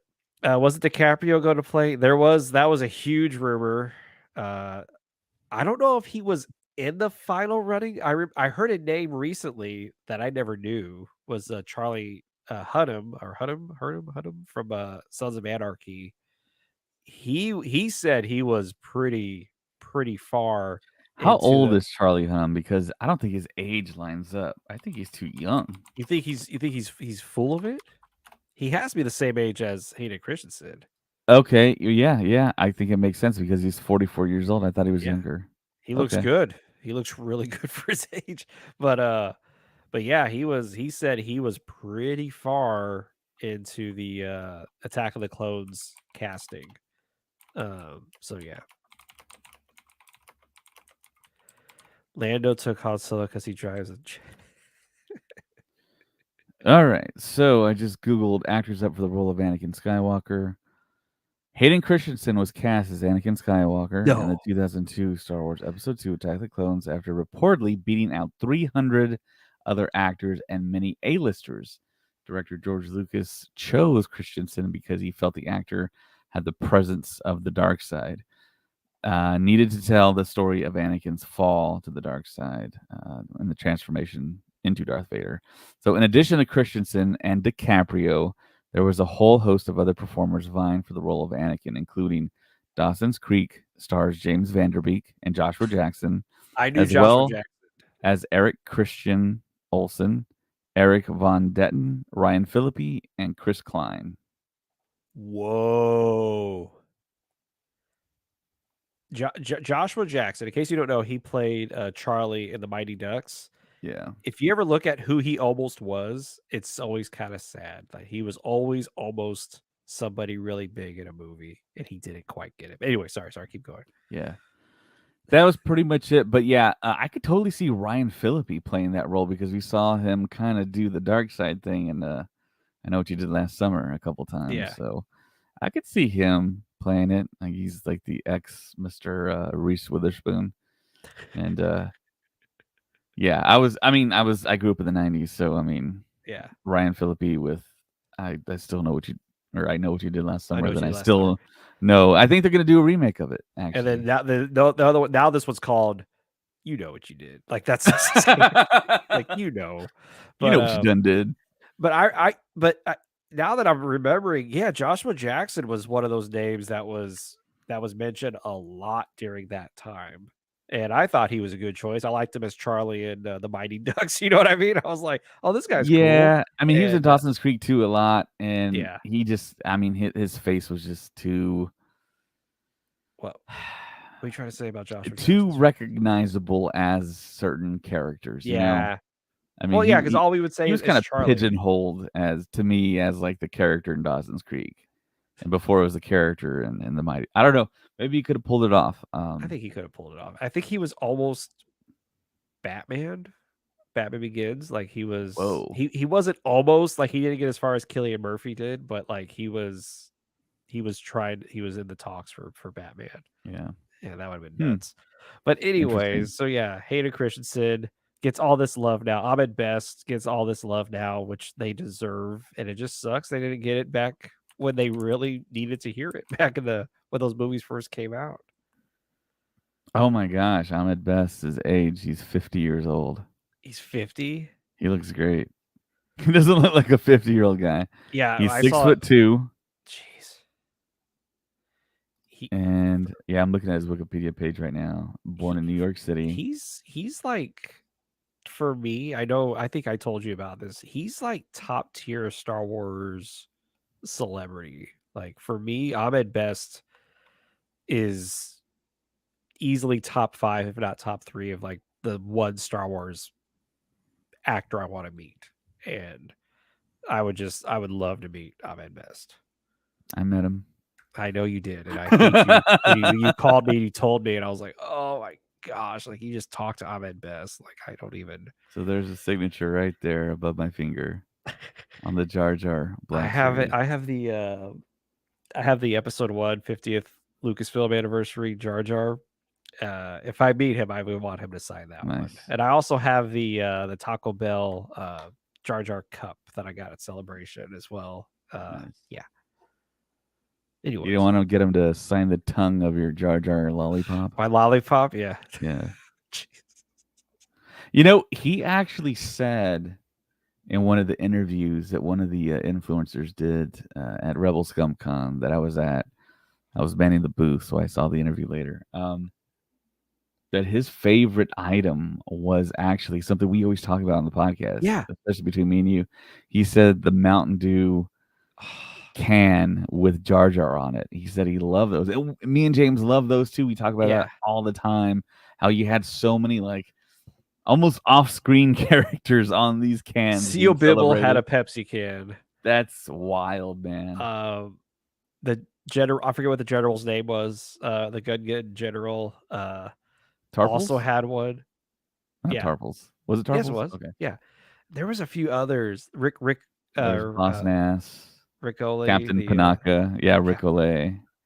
It was so crazy. Like these people had these Pepsi cans and their faces, and they had a little bio about them, and you watch the movie and they're only in like one scene, and it was so weird. It was like, oh, wow, man, the Darth Maul Mountain Dew was so hard to find.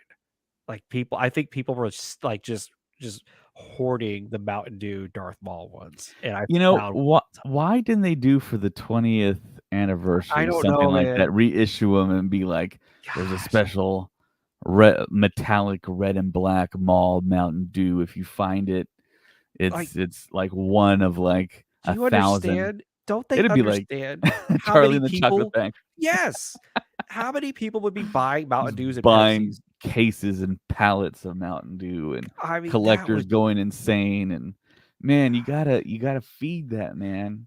so at my dad's house to this day. I don't know if it's there anymore, but it was there the last time. I have a Pepsi, a 2-liter Pepsi bottle of Darth Vader from Revenge of the Sith, and that thing is like completely smashed in, and there's still Hmm. it's unopened, like it's still Oh sealed, wow.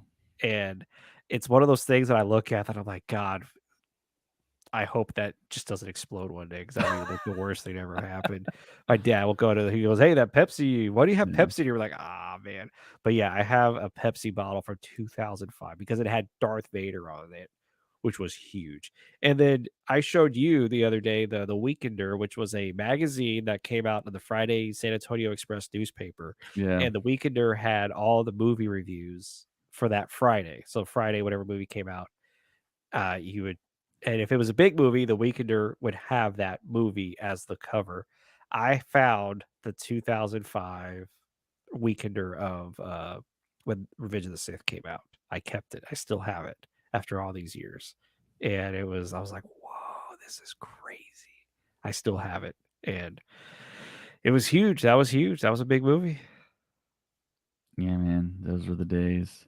Those were You the know, days. I just heard something on, I want to say, a podcast that I just listened to a while ago, Uh that oh. it's been 28 years since something happened.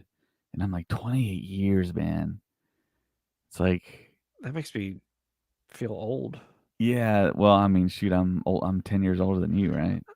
I was talking to a friend of mine the other day, uh, and she was like, "Oh yeah, I moved away from because I grew up in Lavernia." She goes, "I moved away in like 2000 like 4," and I was like, "Holy crap!" I was like, "I have not seen this person in 20 years," and that was a Wow. really strange feeling to say I haven't seen this person in 20 years, and Yeah. yeah, it's wild, man.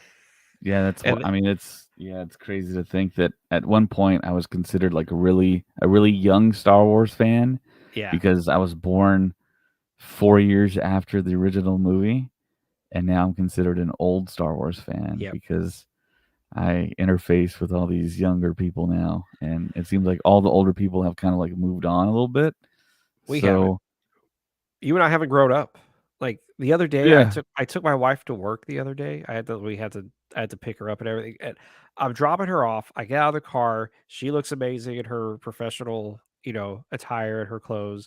I'm wearing shorts, a Batman Forever shirt, and my Star Wars bucket hat. And I got out, I gave her a kiss before she went to work. And I was like, I'm pretty sure people are like, who the hell is this? Like, what is the story with this guy? Like, how old is he? Like, because I don't look like I'm 35 when I'm out in public. Sometimes I look like I look like I don't know. I look like I'm 15 sometimes in the way I dress, and it was just a really funny. And I told my wife, I was like, should I start dressing my age? She's like, and she told me when it's appropriate, yes. Like when we go to places, you should dress your age. But then if you're just, who cares? I was like, yeah, you're right. I'm gonna be 83 and be keeping my Captain Rex helmet. Yeah, I'm gonna be 83 Wow. and probably still have all my Star Wars posters up on my wall. And I think I'm dying before 83, James. don't say that. Here's what's crazy to think about, both Bender and David, and whoever else is listening. Whatever Star Wars collection you have now, in 10 years, you're going to have something else that you've never seen before. And it's going to be like your new favorite thing of Star Wars. That's crazy to think about. That Yeah. there might be a character that comes out that has just the greatest lightsaber you've ever seen. And you collect that, and then you're like, this is the best thing. Who knows? In 10 years, you might have just the next best Star Wars thing, and you never can't even imagine it right now. I don't know. That sounded cool to me. It might not be as cool to you guys, but it's pretty cool to me. Yeah, we don't know what's going to come out in the future, what they're going to decide to do. It seems like Old Republic stuff, maybe. Maybe we get Bastila. Maybe we get Darth Malgus, and that's going to be all the new rage, and Yeah, who people are going to knows? love that. I mean, I who think we're knows? gonna. I think depending on how well Acolyte does, we may finally go back to Knights of the Old Republic. For me, that's the only thing that makes sense. Is if this does good, and they like the audiences love what's happening, then we can go back further. And then people won't have the discourse of, oh my gosh, you can't have Sith in there. There was like tons of Sith running around in the Old Yeah, Republic. I Bender mean, says, bite your tongue. Nobody nobody can can replace replace Boba Fett. Boba I Fett. mean, who knows, man? Somebody Mhm. could just come out of nowhere and would be like, "Oh my gosh, this is the best bounty hunter." Yeah, I know you have that, jerk. Did I showed you what I said was like the greatest behind the scenes picture ever taken? Let me see if I can find it. I posted it on Threads. Nobody liked it. I was like, guys, this is honestly It's the Boba greatest. Fett putting his hands into that Thielen's chin in the special edition. Oh yeah, no, it's not that one. The greatest behind the scenes picture I've ever seen in a movie is Irvin Oh, Kershner on the set of Empire Strikes Back with Boba Fett just standing next to that him. picture Like, goes hard, James. You need like a parental advisory sticker in the bottom right. because Kirsch just looks like a badass. Yeah. And then Boba Fett's just standing there and there's smoke, and it's like that's the greatest director on set picture I've ever seen in my life. And Yeah, that's incredible, man. good It's old wild, Kirsch. man. How far we've come with Star Wars. It's almost gonna be 50 years, man, in 2027. Oh my gosh. 50 years, man. I'm gonna be 39. That means I'll be 46. I'm gonna be 39 when Star Wars turns 50. Oh my gosh. Whoa. That that's kind of wild. I don't And want to be that old, James. what do I Let's have to stop the type? time. What do you have to type to Google that? Oh, honestly, I'm not being a jerk. I don't know if you'll be able to find it because this picture I screenshot off of the making of the Empire Strikes Back book, the digital book. They had that in there. I've never seen it anywhere else. But if you get the making of the Empire Strikes Back, you'll find it. And also in that book, if you get the audiobook or the Kindle version, they have really awesome recordings, like tape recordings of them with Irvin Kershner, and then Kershner talking to Harrison Ford and Carrie Fisher, trying to figure out how they're going to freeze Han Solo and Carbonite. Like it's insane hearing him trying to stage and to block that scene. And he's like, "Is I don't know why you would be here." Talking to Carrie Fisher, he's like, "I don't know why you would be here in this scene, but you need to be here. Why are you here?" And that's like what they were talking about on the day of filming that scene. And and he was like, "And I have this over here. I got to figure out what I'm doing with these guys over here. I have no idea what's happening over here on this side." And it's wild. Yeah. Happy 4th of July. Oh, from the UK. Hey, thank you. Oh, nice. Do you got to work Thank you. today, Susan? That's horrible. Our good friend Joe sent us a meme. We didn't make the meme up, but it's a meme of George Yeah, it's Washington. going around. Yeah, it says, "Hey, enjoy your day at work, UK." And it's like, oh my gosh. I saw a picture of a guy with what was that, brisk tea? Um, Yeah. Well, hey, he they was get like, Boxing Day, right? We don't get yeah, Boxing yeah, Day. we don't get boxing, we don't care Yeah, about. But we got to anyway, go but back to work on the there's a 26th. picture. There's a picture of a guy with a brisk tea, and he's in Boston. He's like, "This is the only way to celebrate the 4th of July." And he's over there pouring the tea. Ooh, Bender said he found it on Google. Oh, nice. Thank you so much. Yes. Tell us what you typed in because I didn't know. Like I said, I found it because I screenshot that picture when I was reading it because that picture just was the best picture I've ever seen. You got to just Google Irvin Kershner on set of Empire Strikes Back. Why is my keyboard? Oh, there it goes. Just hear the clickety clack of our computers. Click, clack, click. Ooh, there's a lot of them. There's some. There's some bangers. Dude, it was so crazy to think about. He's just making this movie. Let You know me what I mean? share my screen here. He is just. Oh, there it is. I found it. The Boba Fett fan club. I found it. Heck yes. There is a picture of Darth Vader looking up at Luke because apparently Luke was supposed to go up God, instead can of you imagine falling having down. this autograph? Dude, That would be the ultimate. I wonder how much Gosh, that costs right now. I found another one of him. Ooh, look at this. There's a card. Jeez. It's an 8 near mint. Fun fact: whenever, thank you very much, Bender. Um, whenever George Lucas went to USC for the first time back in 19, what was it, 60, 68, 66 or something, Mm-hmm. Irvin Kershner was the only alumni from USC. That was the only person everybody was like, he's directing TV shows. And that was a huge deal. Like, oh my gosh, somebody who graduated from USC is directing TV shows in Hollywood. And it was Irvin Kershner. You look at that. Jeremy Bullock. And David Prowse looking tired. Dude. Wow. It's like I said, it's so crazy to think he's directing one of There the it is. greatest. There it is. Yeah, that picture goes hard, man. That picture has no business being that cool. I might need to get that like framed or something. Right? Isn't And there's that an just Ugnaught in the back. Yeah, there's an too. Ugnaught in the background chilling. He's just chilling. He's like, Yeah, where's my shift over? That's just the greatest behind the scenes picture I've ever seen. You know, in these past years, I've thought back to the time before the internet, and all we had was the movies. We didn't have the ability to talk to each other like this online. I mean, you're in California, I'm in Texas. And we're talking like we're next to each other. Yeah, we're talking like we're in the same room right now.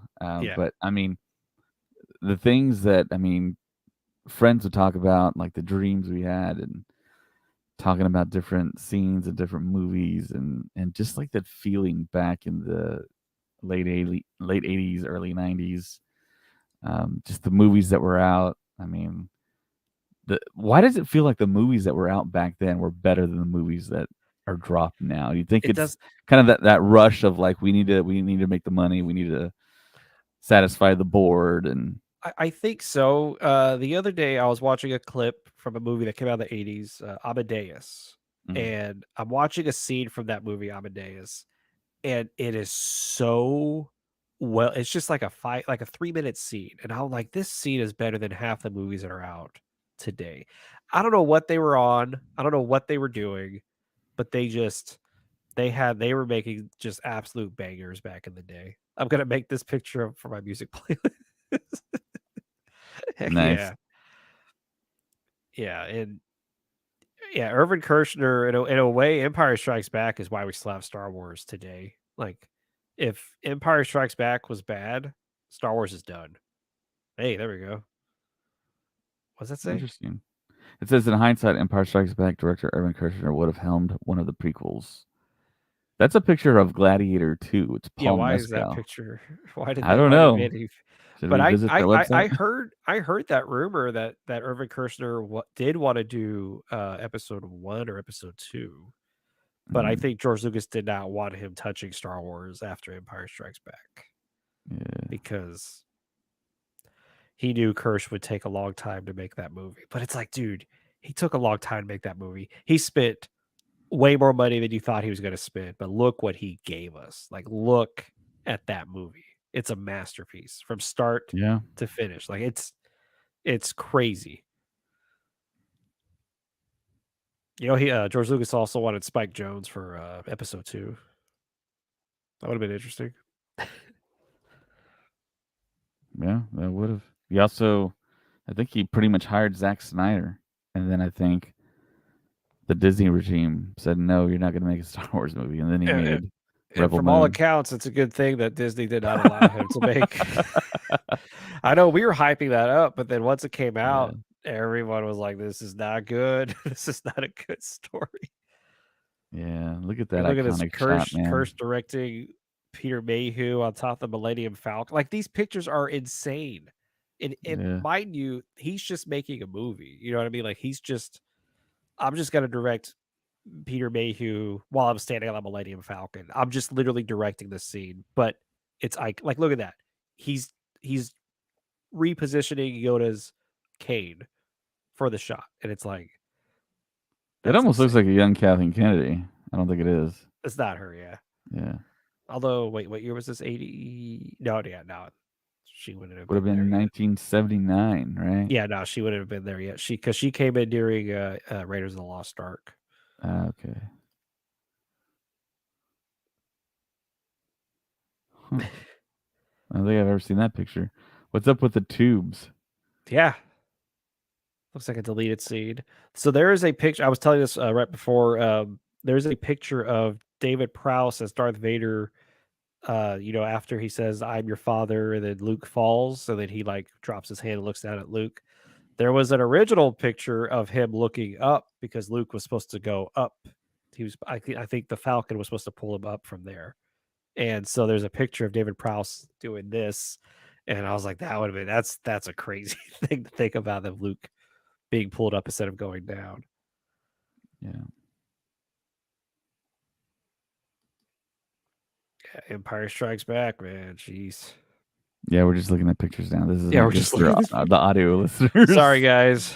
If you're listening to us right now, stop and just go to YouTube and then just Yeah. watch us, and then you'll see what we're looking at right now. Because I want to some of get these, these George Lucas jackets that he has on set wearing. isn't that wild that they made like the production and the money, the budget, some of it went toward just making jackets for the crew to have. It's like, nobody does that anymore, because Bam, that's this one money. right here.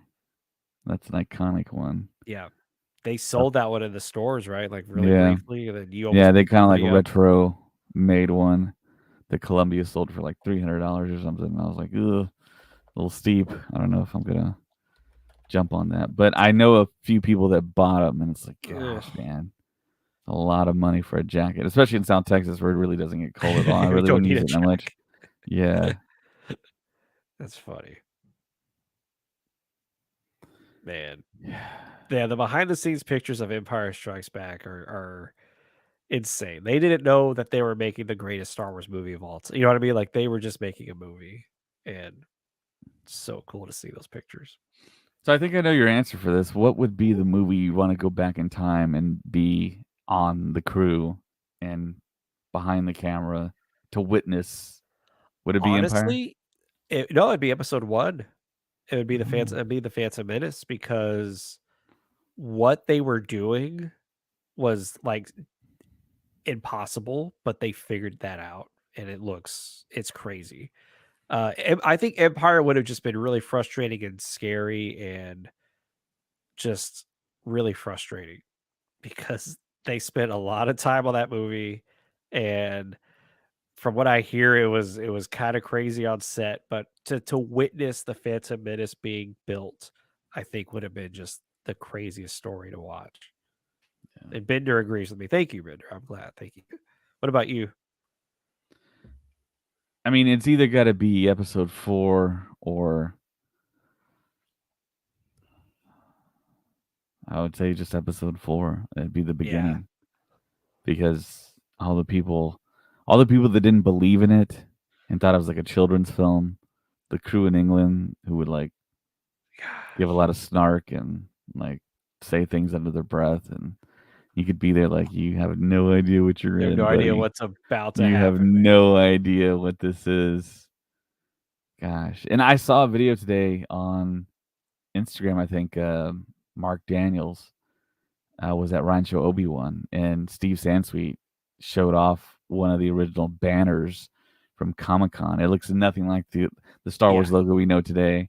It's like of Luke with the lightsaber and like the triangle. And it's like, man, can you imagine going back in time, going to that con, seeing like a very young, very skinny Mark Hamill trying to promote Star Wars? Like, hey guys, And everybody's it's just like, really cool. I mean, okay. it's a new science fiction thing that we're doing, and I don't have any footage. I don't have anything other than this like art that this random artist drew named Ralph. So yeah, it's really cool. Go check it out. And of course, everyone at that convention was going to go check it out. And I think it was a convention in Kansas City. That for some Oh, reason that rings a bell. But can you imagine that? Like walking in there, being a time traveler, going in, and it's young Mark Hamill trying trying to to sell promote, Star Wars. and it's just called Star Wars, by the way. It's not called A New Hope. It's not called Right, Episode 4. right. It's just called Star Wars. And that would be something. I have to admit, that would be something to great to witness. And then kind Yeah. of just to whisper to people, like, you have no idea what's about to happen. Like, this movie is going to change everything. And see, I'm guessing it's when people saw that first trailer that they were like, "Oh my god, that looks real. Yeah. It looks like they really went to space."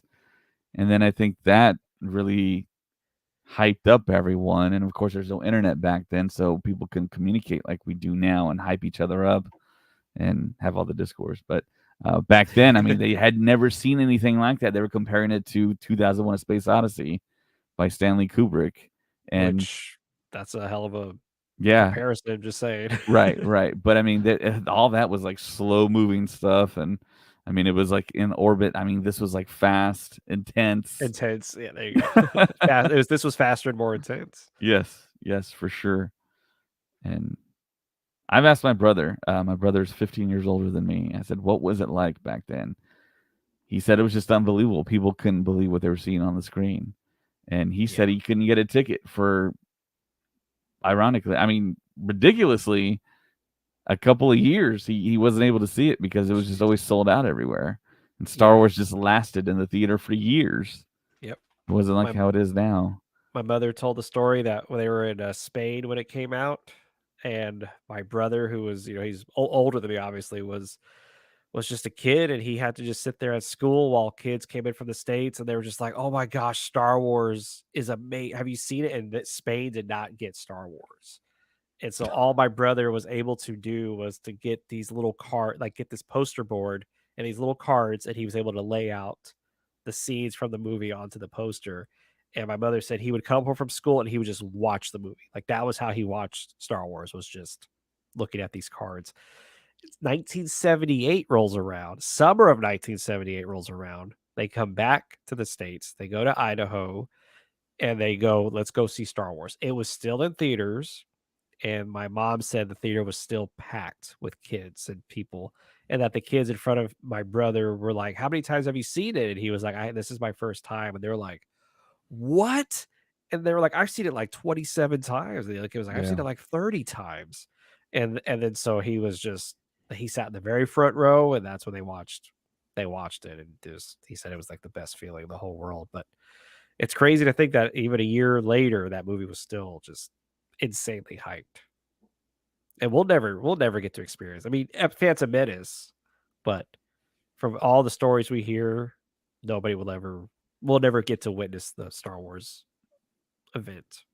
Yeah, the all-time time machine moments for a Star Wars fan: going to the Man's Chinese Theater and to get in that line to just witness the hype. I mean, Yeah, when I gosh, go you see there, that picture. Yeah. yeah, when I'm there in front of the Chinese theater, I just imagine, like, I'm just like, Star Wars was here. Like, this is almost holy ground right here. People waiting in Yeah. line to watch Star Wars. And then Carrie Fisher told the story of they got in the car and they said, "Hey, let's go out and look and see."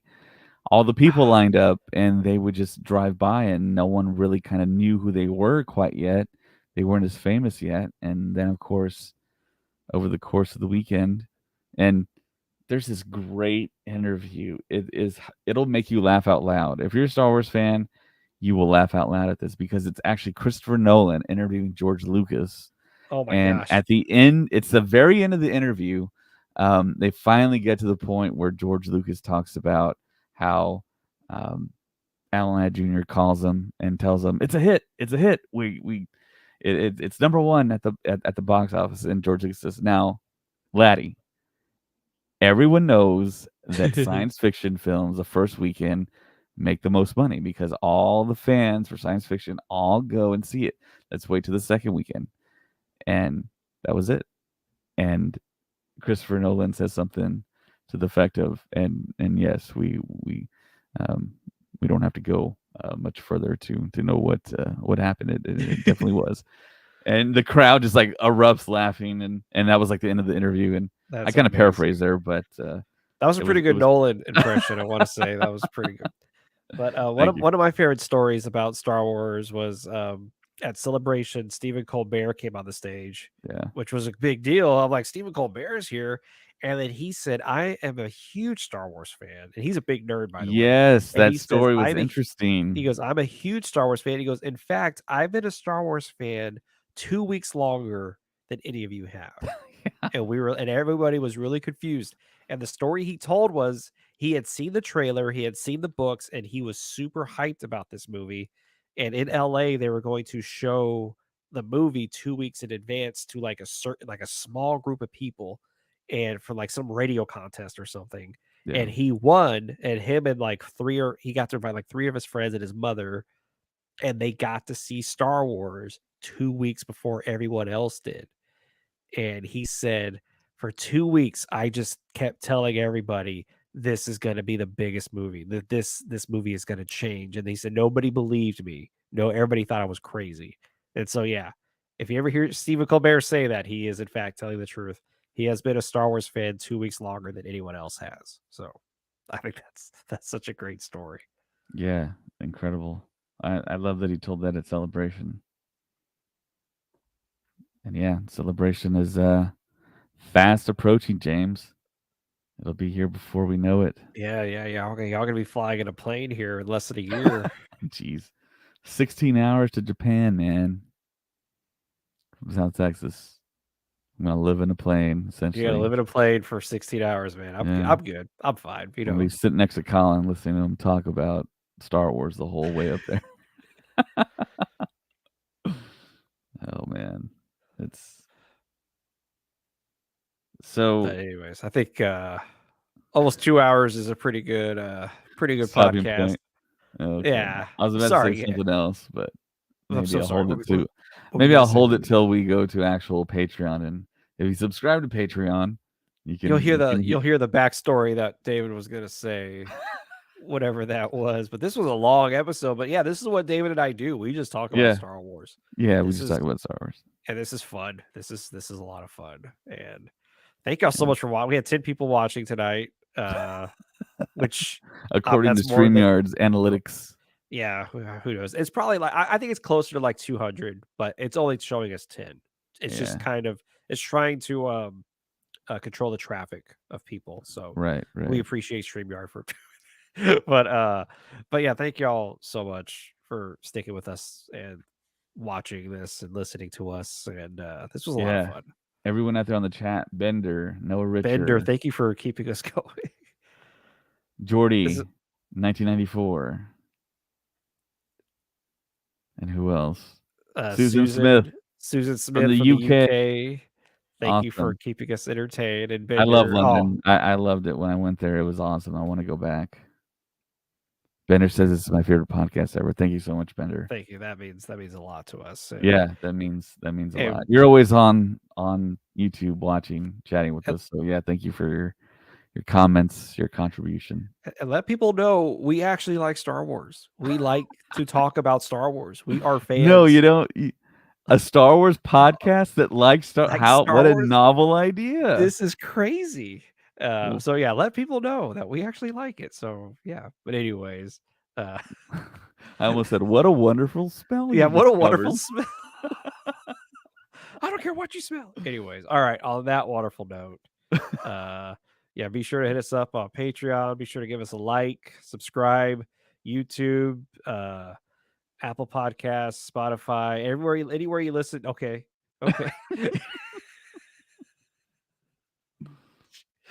Hold on, wasn't there somebody else you used to do that with? You used to throw up a picture just randomly while I was talking. And yeah, there it is.